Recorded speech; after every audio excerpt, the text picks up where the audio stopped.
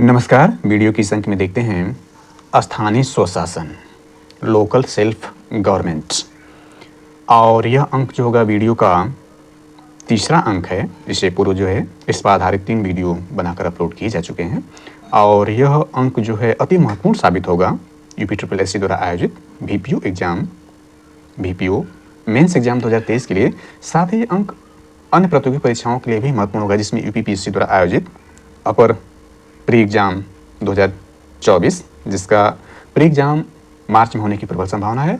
इसके अलावा RO की वैकेंसी, जिसका प्री एग्जाम फरवरी 2024 में होने की संभावना है, और APS भर्ती 2024 भी, जिसकी जो प्री एग्जाम है वो 7 मार्च 2024 को प्रस्तावित है।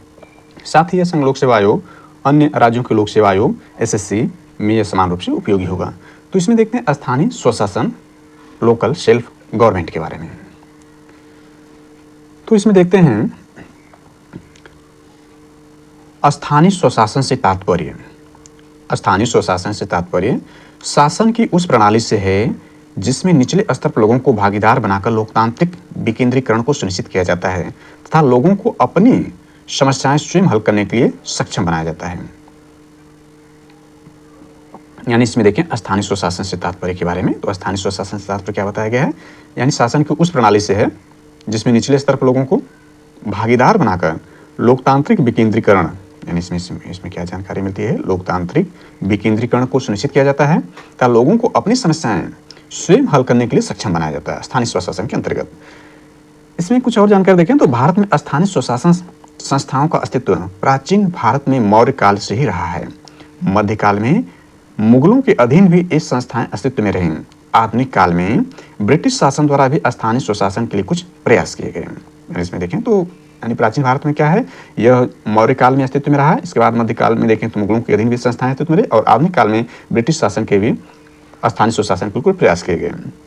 आगे इसमें देखें तो 1864 में, यानी ये जो 1864 है, 1864 में भारत सरकार के एक प्रस्ताव द्वारा स्थानीय स्वशासन को मान्यता प्रदान किया गया तथा 1870 में लॉर्ड मेयो ने पंचायतों को कार्यात्मक और वित्तीय सहायता प्रदान की। दोनों ही इंपॉर्टेंट हो जाता है कि 1864 में क्या हुआ, भारत सरकार के एक प्रस्ताव द्वारा स्थानीय स्वशासन को मान्यता प्रदान किया गया और 1870 में है लॉर्ड मेयो ने पंचायतों को कार्यात्मक और वित्तीय सहायता प्रदान की। ये वही लॉर्ड मेयो हैं जिनके कार्यकाल में देखा जाए तो जो है यानी प्रथम जनगणना कराई गई। हालांकि यानी भारत में जो गणना कराई गई है लॉर्ड मेयो के कार्यकाल में कराई गई और इसके बाद देखें नियमित जनगणना जो 1981 से शुरू हुई वह लॉर्ड रिपन के कार्यकाल से हुई। तो यहाँ लॉर्ड मेयो के पंचायतों को कार्यात्मक और वित्तीय सहायता प्रदान की। 1882 ईस्वी में तत्कालीन वायसराय लॉर्ड रिपन ने स्थानीय स्वशासन के लिए एक प्रस्ताव पारित किया है। यानी इसमें इंपॉर्टेंट है कि 1882 ईस्वी में तत्कालीन वायसराय जो लॉर्ड रिपन था ने स्थानीय स्वशासन के लिए एक प्रस्ताव पारित किया जिसके द्वारा पूरे देश में उपखंड अथवा तालुका बोर्ड तथा जिला बोर्ड स्थापित करने का सुझाव दिया गया।